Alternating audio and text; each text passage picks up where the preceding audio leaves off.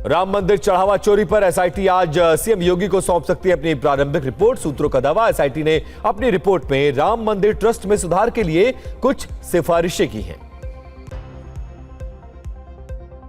चढ़ावा चोरी के बाद मामले में चंदे की गिनती करने वाले 40 कर्मचारियों को हटा दिया गया है। बैंक ट्रस्ट की ओर से नए कर्मियों को इस मामले में लगाया गया। फिरोजाबाद में मुख्यमंत्री योगी आदित्यनाथ ने कई परियोजनाओं का उद्घाटन और शिलान्यास किया है। 568 पीएम आवास के लाभार्थियों को सौंपेंगे चाबी। उत्तर प्रदेश में बहुजन समाज पार्टी के विधानसभा चुनाव की तैयारी तेज। बीएसपी सुप्रीमो मायावती ने कहा कि प्रदेश के ब्राह्मण समाज का हित बीएसपी में ही सुरक्षित है। उत्तर प्रदेश के अधीनस्थ सेवा चयन आयोग के दफ्तर के बाहर अभ्यर्थियों ने किया प्रदर्शन। अभ्यर्थियों का कहना है कि अधिकारियों से आश्वासन मिलता है, नौकरी नहीं। गोरखपुर में पारिवारिक विवाद के बाद नाबालिग ने की भाई, भाभी और भतीजे की हत्या। आधी रात में ट्रिपल मर्डर से दहल गया पूरा इलाका। नाबालिग भाई पुलिस हिरासत में। बिजनौर में रेप पीड़ित ने शहर कोतवाली में खुद को आग लगाकर की खुदकुशी की कोशिश। गंभीर हालत में मेरठ रेफर। पुलिस मामले की जांच में जुटी।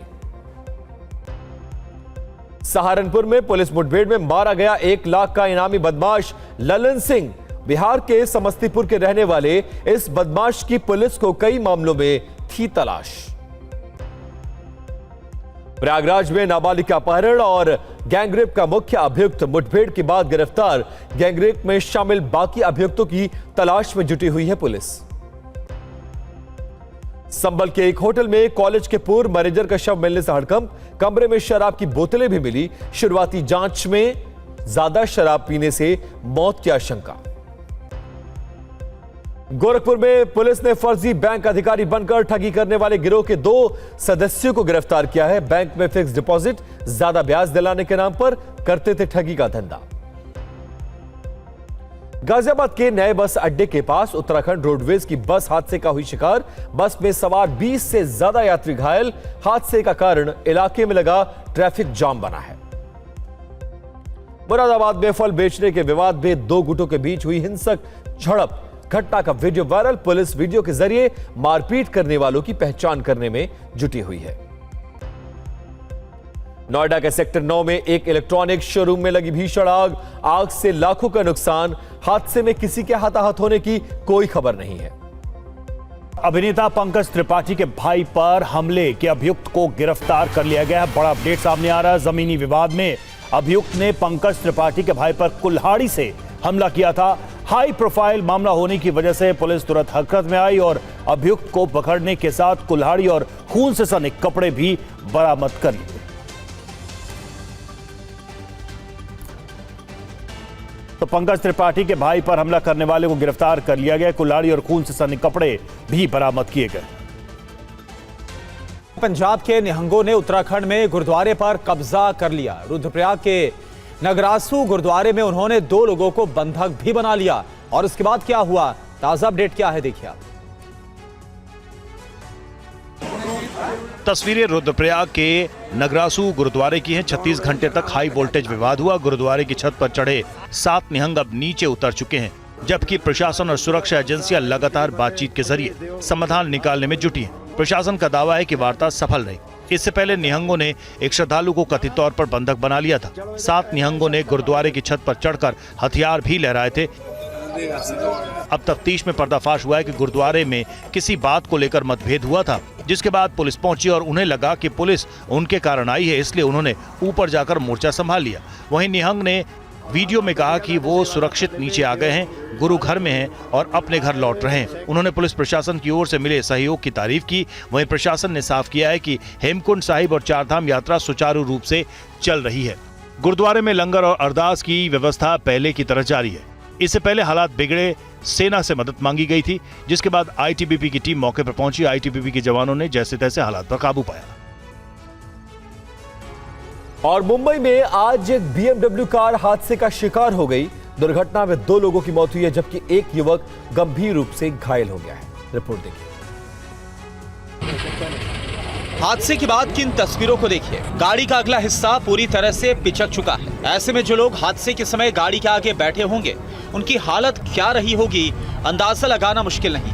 हादसे की ये तस्वीरें मुंबई वडोदरा हाईवे की है, जहां पर आज सुबह करीब 3 बजे ये BMW कार हादसे का शिकार हो गई, जिसमें गाड़ी में मौजूद 2 लड़के लड़कियों की मौके पर ही मौत हो गई। प्रत्यक्षदर्शियों का दावा है कि हादसा इतना भीषण था कि मृतकों के शरीर के अंग करीब आधा किलोमीटर तक बिखर गए। अब हादसे से ठीक पहले की तस्वीर देखिए। गाड़ी की रफ्तार करीब 250 किलोमीटर नजर आ रही है। बताया जा रहा है कि इसी दौरान अचानक से गाड़ी अनियंत्रित होकर सड़क किनारे लगे लोहे के डिवाइडर से जा टकराई। टक्कर इतनी जबरदस्त थी कि कार करीब 200 मीटर तक उछल गई। हादसे के वक्त कार के अंदर 3 लोग मौजूद थे।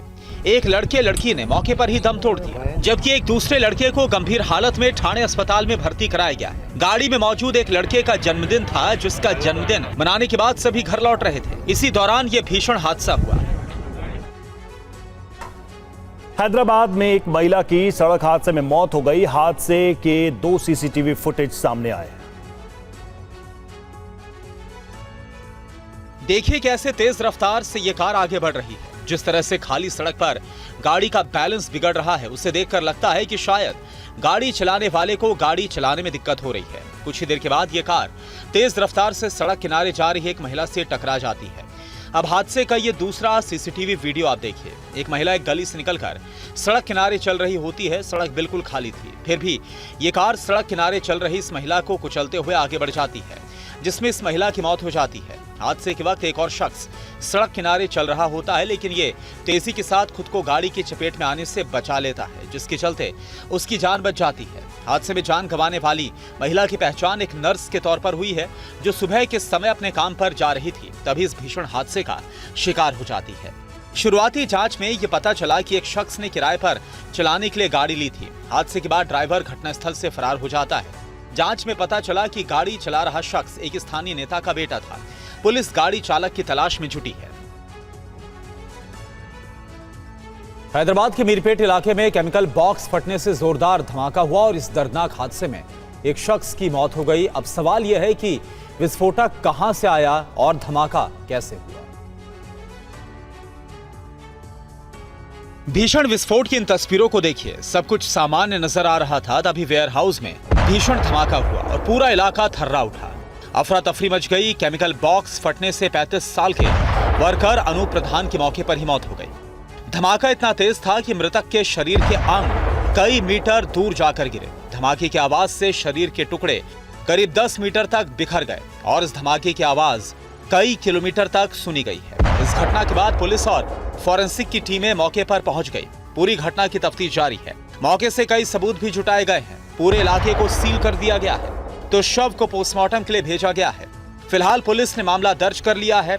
पुलिस को शक है कि यह घटना केमिकल बॉक्स में हुए धमाके की वजह से हुई है। यह धमाका पेंट या किसी दूसरे केमिकल को फेंकने के कारण होने की आशंका है। फिलहाल धमाके की असली वजह पता लगाने की कोशिश हो रही है। प्रत्यक्षदर्शियों से भी पूछताछ की गई है। वहीं यह भी पता चला है कि मृतक हाल ही में कोलकाता से हैदराबाद काम की तलाश में आया हुआ था।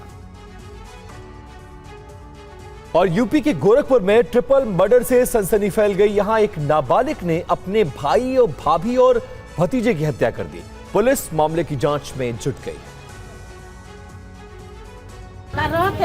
चीख पुकार और मातम की ये तस्वीर यूपी के गोरखपुर की है, जहां एक नाबालिग भाई ने पारिवारिक कलह के चलते अपने बड़े भाई, उसकी पत्नी और उसके बच्चे की हत्या कर दी।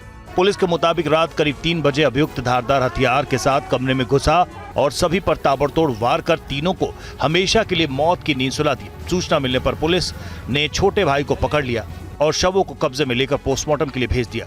फॉरेंसिक टीम ने मौके से सबूत इकट्ठा किए। वर्तमान में अभी आरंभिक जांच के दौरान यह पाया जा रहा है कि यह घटना मृतक के छोटे भाई के द्वारा कारित की गई है और इस संबंध में आरंभिक जांच के दौरान जो पूछताछ है उसके द्वारा आला कत्ल भी बरामद कर लिया गया है। मृतक के पिता के द्वारा दी गई तहरीर पर संबंधित अभियोग थाना बांसगांव अंतर्गत सुसंगत धारा के अंतर्गत पंजीकृत किया जा रहा है और मौके पर पूर्णतः इस समय शांति है। वारदात के बाद से परिजन सदमे में है। मृतक के पिता की तहरीर के आधार पर पुलिस आगे की कार्रवाई कर रही है। यूपी के बिजनौर में इंसाफ में देरी से परेशान एक महिला ने आत्मदाह की कोशिश की। गंभीर हालत में उसे मेरठ रेफर किया गया। पुलिस मामले की जांच कर रही है। बिजनौर की शहर कोतवाली में एक महिला रेसलर ने खुद पर पेट्रोल डालकर आत्मदाह की कोशिश की। आग की लपटों से घिरी महिला चीखते हुए कोतवाली प्रभारी के चैम्बर में जा घुसी। पुलिस कर्मियों ने किसी तरह कंबल और पानी डालकर आग पर काबू पाया। उसे तुरंत जिला अस्पताल ले जाया गया, जहां प्राथमिक उपचार के बाद उसे मेरठ मेडिकल कॉलेज रेफर किया गया। ये पुनः शिकायत लेकर जो है थाने पर आई और इंसिस्ट कर रही थी कि दूसरे पक्ष को बुलवाया जाए और आमने सामने वार्ता की जाए। वो लड़का जो है वो संभवतः आर्मी में जो है कार्यरत है और उसमें जो थाना प्रभारी का कहना है कि उसको कल बुलवाने की इसमें बात हो रही थी। इस बीच में जो है उन्होंने आत्मदाह के लिए जो है प्रयास किया। तत्काल उन्हें उपचार हेतु भिजवाया गया। अभी जो है युवती की कंडीशन स्टेबल है, उसे बेहतर उपचार के लिए जो है रेफर करवाया गया है। मामले में कोतवाली शहर के इंस्पेक्टर को सस्पेंड कर दिया गया है। जानकारी के मुताबिक किरतपुर थाना क्षेत्र में पीड़ित ने कुछ समय पहले एक युवक के खिलाफ रेप की एफआईआर दर्ज कराई थी। जिस युवक पर आरोप लगाए गए वो युवक सेना में सिपाही है। राजस्थान के एक और जिले में डिलीवरी के बाद महिलाओं की तबीयत बिगड़ने के मामले सामने आए। प्रशासन मामले की जांच में जुटा हुआ है।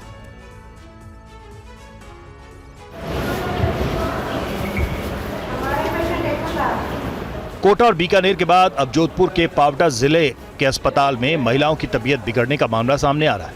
यहां शनिवार को सिजेरियन डिलीवरी के बाद 8 महिलाओं की तबीयत बिगड़ गई, जिसके बाद अस्पताल के ऑपरेशन थिएटर को बंद कर दिया गया। संक्रमण की आशंका को लेकर जांच शुरू कर दी गई है। 2 महिलाओं की हालत ज्यादा बिगड़ने पर उन्हें मथुरा दास माथुर अस्पताल में भर्ती कराया गया। स्पेशली इस दौरान जो इस हाई टेम्परेचर के बाद में ये परेशानियां सभी जगह देखने को मिलती हैं, तो इस तरह के एपिसोड्स होने की संभावनाएं बढ़ जाती हैं, क्योंकि इसमें बैक्टीरियल ग्रोथ ज़्यादा रहती है और फिर मरीज जो खुद कंप्रोमाइज्ड हैं, जिनको एनीमिया हो, जिसको किसी को ऑलरेडी कोई दूसरी बीमारी हो, जैसे किसी को डायबिटीज़ थी तो वो खतरे में थी, या जिसको रक्तस्राव ज़्यादा हुआ तो वो खतरे में, ऐसे उन मरीजों को हमारे थोड़ा सा विशेष रूप से ध्यान रखने का है। ऑपरेशन थिएटर से नमूने लेकर जांच करवाई जा रहा है। जांच रिपोर्ट आने के बाद ही स्थिति पूरी तरह साफ हो पाएगी।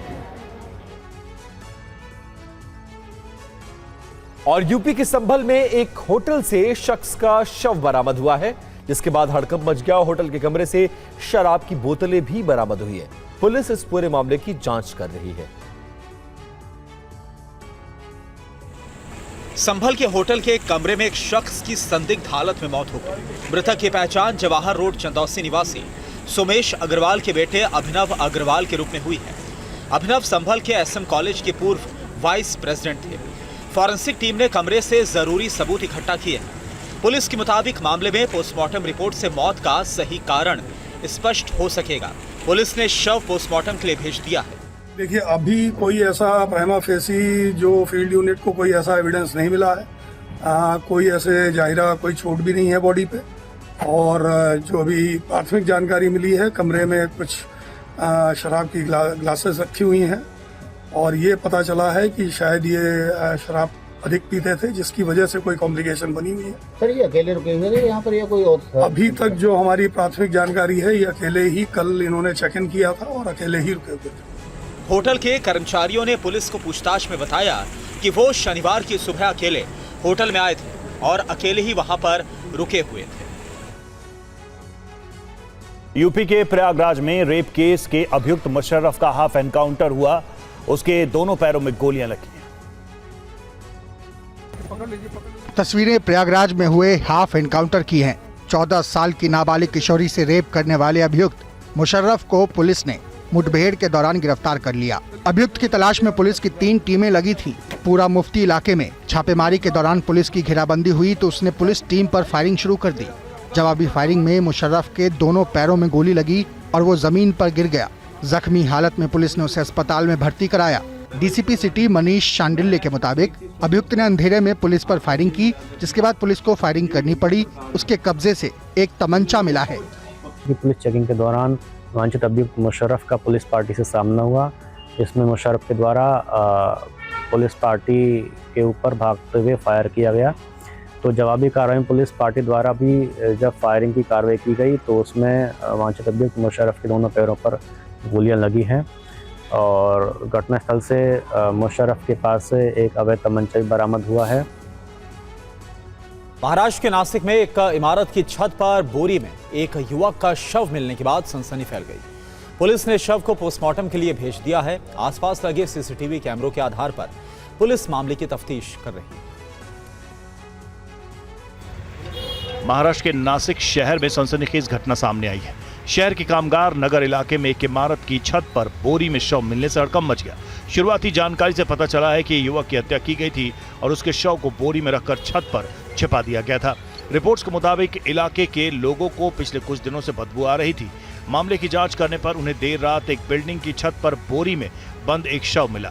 पुलिस जांच के तहत आसपास के इलाकों में लगे सीसीटीवी कैमरों के फुटेज भी खंगाले जा रहे हैं ताकि शव की पहचान हो सके और घटना से जुड़े अभियुक्तों तक पहुंचा जा सके। पुलिस फिलहाल इस मामले के हर पहलू से जांच कर रही है। पुलिस का कहना है कि जांच पूरी होने के बाद ही मौत के कारणों का पता चल सकेगा। घटना के बाद स्थानीय लोगों में भय और दहशत का माहौल है। नासिक में आए दिन हत्या, लूट और गैंगवॉर की घटना सामने आ रही है। घटनाओं को लेकर कानून व्यवस्था पर भी सवाल उठने लगे हैं।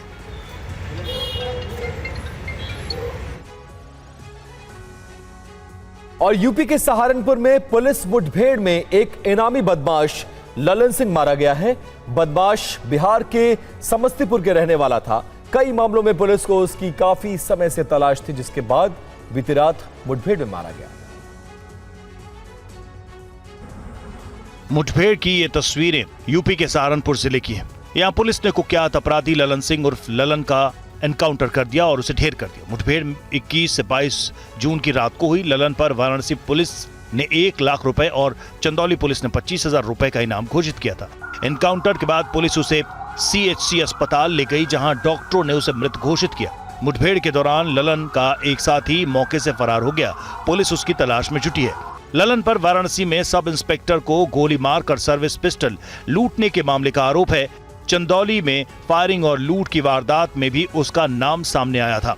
पुलिस के मुताबिक वो अपने भाइयों और गिरोह के दूसरे सदस्यों के साथ मिलकर कई गंभीर अपराधों में शामिल था। उस पर 2 सब इंस्पेक्टर, 1 बैंक कैशियर और 1 सुरक्षा गार्ड समेत कुल 7 लोगों की हत्या, बैंक डकैती, कैश वैन लूट और सरकारी हथियार लूटने जैसे कई मामले दर्ज थे। ललन सिंह बिहार में समस्तीपुर जिले के मोइनुद्दीन नगर थाना क्षेत्र का रहने वाला था। कई संगीन मामलों में पुलिस को उसकी तलाश थी। यूपी के मुरादाबाद में पुलिस चौकी के पास 2 गुटों के बीच जमकर हाथापाई हुई। अब इस घटना का वीडियो सामने आया है। हमलावरों के सिर पर खून सवार है। दोनों पक्ष एक दूसरे पर जानलेवा हमला कर रहे हैं। हाथापाई हो रही है, लाठी डंडे चल रहे हैं, लात घूसों की बरसात हो रही है, एक दूसरे पर प्रहार हो रहा है। तस्वीरें यूपी के मुरादाबाद में हुए फसाद की है। पुलिस चौकी के पास कल विक्रेताओं के 2 गुट आपस में भिड़ गए और इस बीच जमकर हाथापाई हुई। वीडियो में दोनों गुटों का आपस में मारपीट करते हुए देखा जा सकता है। कुछ लोग एक दूसरे को जमीन पर गिराकर पीटते हुए भी नजर आ रहे हैं। वीडियो सामने आने के बाद पुलिस भी हरकत में आई है। पुलिस के मुताबिक वायरल वीडियो की जांच जारी है और मारपीट करने वालों की पहचान हो रही है। क्षेत्र में एहतियातन निगरानी बढ़ा दी गई है ताकि शांति व्यवस्था बनी रहे। पुलिस ने कहा कि जांच के बाद रिपोर्ट के आधार पर आगे की कार्रवाई की जाएगी। वहीं स्थानीय लोगों ने बताया कि मामूली सी कहासुनी के बीच शुरू हुआ विवाद खूनी संघर्ष में बदल गया। आप देख सकते हैं कि एक दूसरे के बीच गुत्थम गुत्था हो रही है। इस लड़ाई में कई लोग घायल हुए हैं। हैरान करने वाली बात यह है कि यह पूरी घटना पुलिस चौकी से चंद कदमों की दूरी पर हुई है। छत्रपति संभाजीनगर में बाइक और पिकअप गाड़ी के बीच भीषण टक्कर हो गई और इसमें एक ही परिवार के 4 लोगों की मौत हो गई। पुलिस मामले की जांच कर रही है।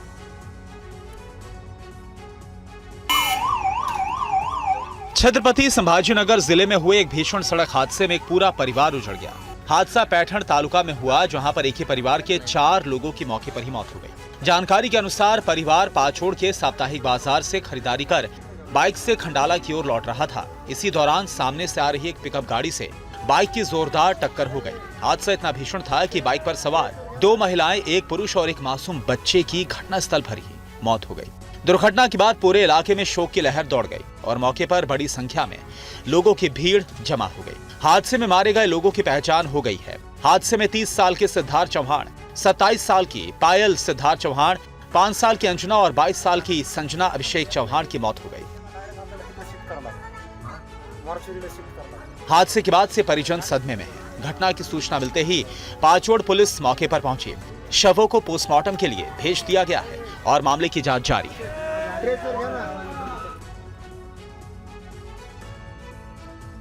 मुंबई के कई इलाकों में लगातार दूसरे दिन बारिश हो रही है, जिससे लोगों को गर्मी से बहुत बड़ी राहत मिली है। हालांकि मुंबई में अभी भी मॉनसून का इंतजार खत्म नहीं हुआ है। तस्वीरें मुंबई के बांद्रा ईस्ट की हैं, जहां सुबह लोग जब अपने घरों से दफ्तर के लिए निकले तो उनका सामना झमाझम बारिश से हुआ। बारिश की वजह से आवाजाही में थोड़ी परेशानी जरूर हुई, लेकिन इस बारिश की वजह से लगातार दूसरे दिन भी मुंबई वालों को गर्मी से राहत मिली। रविवार को भी मुंबई में बारिश की वजह से पूरे दिन मौसम सुहावना बना रहा। अगली तस्वीर मुंबई के ईस्टर्न एक्सप्रेसवे की है। यहाँ भी सुबह सवेरे बारिश का दौर शुरू हो गया, जो बहुत देर तक चलता रहा। इस बारिश की वजह से सड़कों पर जलभराव तो नहीं हुआ, हालांकि गाड़ियों की रफ्तार कुछ धीमी जरूर पड़ी। बीती रात भी मुंबई के कुछ इलाकों में बारिश होती रही। तस्वीरें नवी मुंबई की हैं। रविवार का दिन होने की वजह से सड़कों पर गाड़ियां कम थीं। ऐसे में ये बारिश ट्रैफिक जाम की वजह नहीं बनी। हालांकि बारिश की वजह से ज्यादातर लोग घरों में रहने को मजबूर दिखे। पिछले साल मानसून 10 जून को मुंबई पहुंचा था, लेकिन इस साल अभी तक मानसून मुंबई नहीं पहुंचा, जिसके चलते पानी की कमी से लोग जूझ रहे हैं। हालात को देखते हुए मुंबई की मेयर ने लोगों से सोच समझकर पानी का इस्तेमाल करने की अपील की। तमिलनाडु में बवंडर के चलते भारी नुकसान हुआ है। बवंडर में कौन कौन से इलाके ज्यादा प्रभावित हुए, देखिए पूरी खबर इस रिपोर्ट में। तस्वीर तमिलनाडु के थुथुकुडी जिले की है, जहां पर कल शाम अचानक से एक बवंडर आ गया। इस बवंडर की शुरुआत थुथुकुडी तिरुनेल वैली नेशनल हाईवे से हुई, जो तेजी से आगे बढ़ने लगा। दिन के समय अंधेरा छा गया। धूल भरी तेज हवाओं ने पूरे इलाके को अपने आगोश में ले लिया। जैसे जैसे ये बवंडर आगे बढ़ता रहा, वैसे वैसे इसकी रफ्तार तेज होती रही और इसके चलते बड़े इलाके को भारी नुकसान पहुंचा। थुथुकुडी जिले में रुक रुक कर बारिश हो रही थी। इसी दौरान अचानक से इस बवंडर के आने से हालात तेजी के साथ बिगड़ गए। इसकी चपेट में आकर कई पेड़ उखड़ गए। अब बवंडर के थमने के बाद के हालात भी देख लीजिए। हर तरफ तबाही का मंजर देखने को मिल रहा है। घरों के बाहर रखा सामान हवा के साथ उड़ गया। हवाएं इतनी तेज थी कि घरों में लगी लोहे की शेड भी इसकी चपेट में आकर उड़ गई और घरों से दूर जाकर गिरी। कई पेड़ भी बवंडर की चपेट में आकर उखड़ गए। वागाई कुलम टोल प्लाजा को बवंडर की वजह से बहुत ज्यादा नुकसान पहुंचा है। यहाँ मेटल शीट से बने शेल्टर भी उड़ गए। यहाँ मौजूद कैबिन, खंबे और सोलर पैनल भी बुरी तरह से क्षतिग्रस्त हो गए। गनीमत है कि इस बवंडर की चपेट में आकर किसी के हताहत होने की खबर नहीं है। और तमिलनाडु में बवंडर के साथ साथ बारिश ने भी लोगों की परेशानी बढ़ा दी है और इसके चलते लोग घंटों पानी के बीच फंसे रहे। तस्वीरें तमिलनाडु के नीलगिरी इलाके की है। यहाँ पर तेज बारिश के बाद हालात बेहद खराब हो गए। पूरे शहर की रफ्तार थमसी गई है। सड़कों पर जहाँ आपकी नजर जाएगी, आपको पानी ही पानी नजर आएगा। जो गाड़ी चालक बारिश के समय आवाजाही कर रहे थे, उन्हें इसकी भारी कीमत चुकानी पड़ी। गाड़ियां फंसकर खराब हो गई। वहीं जो लोग बारिश के समय घरों के बाहर थे, उन्हें किन परेशानियों का सामना करना पड़ा, इन तस्वीरों को देखकर अंदाजा लगाया जा सकता है। अब जरा ये ऑटो रिक्शा देखिए, जिसमें बैठा एक परिवार पानी के बीच फंस गया। बारिश की वजह से अंडरपास में कई फीट तक पानी भर चुका था। बारिश बहुत तेज थी और अंडरपास में पानी इतनी तेजी के साथ भरा कि इस ऑटो चालक को यहाँ से निकलने का मौका भी नहीं मिला। जलभराव के बीच फंसकर ये ऑटो खराब हो गया। ऑटो के अंदर 2 महिलाएं और एक बच्चा था, जो बहुत देर तक मदद का इंतजार करते रहे। आसपास के लोगों ने देखिए कैसे धक्का लगाकर इस ऑटो रिक्शा को पानी के बीच से बाहर निकाला। कई घंटों तक शहर की रफ्तार यूं ही थमी रही। ज्यादातर इलाकों में लोग जलभराव से जूझते हुए नजर आए। इस पूरे हफ्ते मौसम विभाग ने नीलगिरी में बारिश का अलर्ट जारी किया है।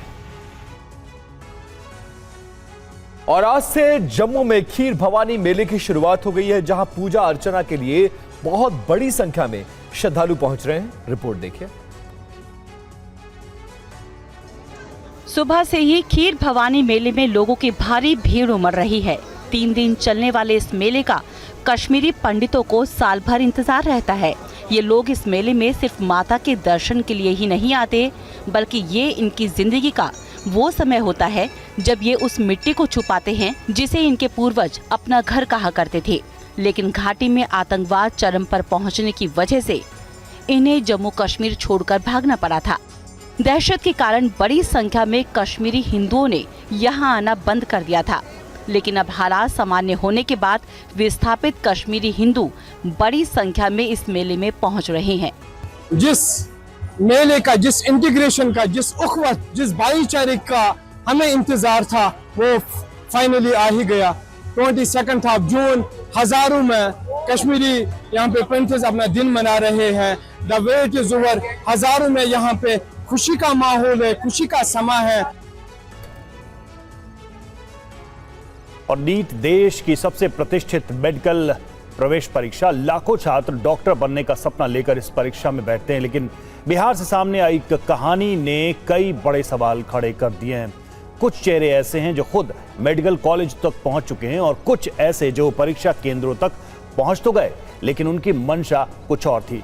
कई जिलों में फैली एक ऐसी कड़ी जिसके तार मेडिकल छात्रों, बायोमेट्रिक सिस्टम और परीक्षा केंद्रों तक जुड़े बताए जा रहे हैं। जांच आगे बढ़ी तो एक एक करके कई नाम सामने आए और फिर पर्दाफाश का ऐसा सिलसिला शुरू हुआ जिसने पूरे नेटवर्क की परतें उधेड़ दी। आखिर कौन है ये लोग, कैसे रची गई पूरी साजिश और किस तरह एक छोटी सी भनक ने बड़े खेल का पर्दाफाश कर दिया, आपको विस्तार से बताएंगे। तस्वीरें बिहार के लखीसराय की हैं। नीट परीक्षा में सॉल्वर गैंग पर हुए पर्दाफाश ने कई सवाल खड़े कर दिए हैं। कुछ चेहरे ऐसे हैं जो खुद मेडिकल कॉलेज तक पहुंच चुके हैं। कई जिलों में फैली एक जैसी कड़ी जिसके तार मेडिकल छात्रों, बायोमेट्रिक सिस्टम और परीक्षा केंद्रों तक जुड़े बताए जा रहे हैं। जांच आगे बढ़ी तो एक एक करके कई नाम सामने आए और फिर पर्दाफाश का ऐसा सिलसिला शुरू हुआ जिसने पूरे नेटवर्क की परतें उधेड़ दी। दरअसल नीट में सेंध लगाने की साजिश नाकाम हुई है। बिहार के लखीसराय में सॉल्वर गैंग पकड़ा गया है। 3 परीक्षा केंद्रों से सॉल्वर गैंग पर शिकंजा कसा गया। सॉल्वर गैंग से जुड़े 24 लोगों को गिरफ्तार किया गया है। बायोमेट्रिक कंपनी के 14 स्टाफ भी इस साजिश में शामिल हैं। परीक्षा में बैठने के लिए 30 लाख में सौदा हुआ था। सॉल्वर बिहार और यूपी के मेडिकल कॉलेज के छात्र हैं, तो वहीं गैंग का सरगना अर्पित गया मेडिकल कॉलेज का छात्र है। 2024 में हुए पेपर लीक में भी अर्पित का नाम सामने आया था। और देखिए बड़ी खबर है, पश्चिम बंगाल सरकार का बजट पेश हुआ है। 1 लाख सरकारी नौकरी देने का ऐलान किया गया है। नौकरी में 33% महिलाओं को आरक्षण की बात भी कही गई है। मदरसा शिक्षा बजट में भारी कटौती की गई है। मदरसा बजट 5,713 करोड़ से घटाकर अब 2,165 करोड़ कर दिया गया है। 20,000 पुलिस कर्मियों की भर्ती होगी। उत्तर बंगाल में खुलेगा IIT और IIM।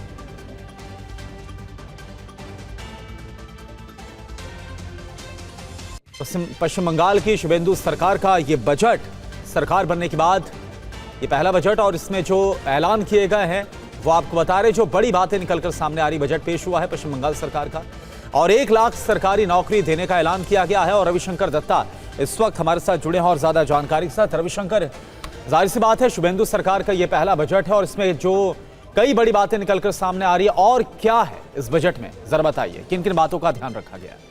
इसमें काफी कुछ चीज है जो कि ममता सरकार ने की थी, उसको चेंज किया गया है। बजट में सबसे ज्यादा एम्प्लॉयमेंट के ऊपर, सरकार की सिल्क इंडस्ट्री के ऊपर जोर दिया गया है। सपन दासगुप्ता ने साफ साफ कहा है कि जो लोग पश्चिम बंगाल में काम करते थे उनकी नौकरी यहाँ पे मिले, इसीलिए उनको ज्यादा से ज्यादा काम देने की कोशिश किया जाएगा। इसके लिए जैसे कि एक तरफ 25 लाख PM आवास योजना की कहावत वहाँ पे है, उसके साथ साथ वहाँ पे 1 लाख नौकरी की बात कही गई है। और सबसे महत्वपूर्ण जो है कि वो जो 18% DA था उसको बढ़ा के 38% किया गया है, मतलब 20% जो है वो DA बढ़ाया गया है। तो DA लेके जो आंदोलन चल रही थी उसको सरकार ने कहीं पे अपने हक में लाने की कोशिश की है। बिल्कुल, तो अलग अलग तबके के लिए कई जो बड़े ऐलान है वो किए गए हैं। और बहुत बहुत शुक्रिया अभी के लिए आपका इस पूरी जानकारी के लिए। आगे बढ़ते हैं। रुद्रप्रयाग में निहंग विवाद से जुड़ी हुई खबर एक सामने आ रही है। पंजाब के CM भगवंत मान ने CM धामी से बातचीत की है। विवाद का शांति से हल निकालने पर चर्चा हुई है। रुद्रप्रयाग में निहंगों ने गुरुद्वारे पर कब्जा कर लिया है और निहंगों और स्थानीय कारोबारियों के बीच विवाद हो रहा है। और मोहित मल्होत्रा ज्यादा जानकारी के साथ जुड़ गए हैं। मोहित, इस विवाद को लेकर भगवंत मान ने बातचीत की है, क्या बातचीत हुई है और क्या आश्वासन उत्तराखंड मुख्यमंत्री ने दिया है भगवंत मान को? देखिए, पंजाब CM ने उत्तराखंड के CM से बात की है और सीधे तौर पर उन्होंने कंसर्न सबने जताए हैं। जिस तरह से जो घटनाएं वहां पर हो रही हैं लोकल लोगों और जो पंजाब से जो निहंग सिख जत्थेबंदियां वहां पर जा रही हैं उनके साथ जो टकराव की खबरें लगातार सामने आ रही हैं उसको लेकर बात की है। और उन्होंने वहां पर जो लोग जा रहे हैं उनको ये भरोसा दिलाया है कि पंजाब सरकार उनके साथ है, उनका सहयोग करेगी, लेकिन वो लोग भी किसी भी तरह से कानून व्यवस्था की जो स्थिति है उसको खराब ना करें।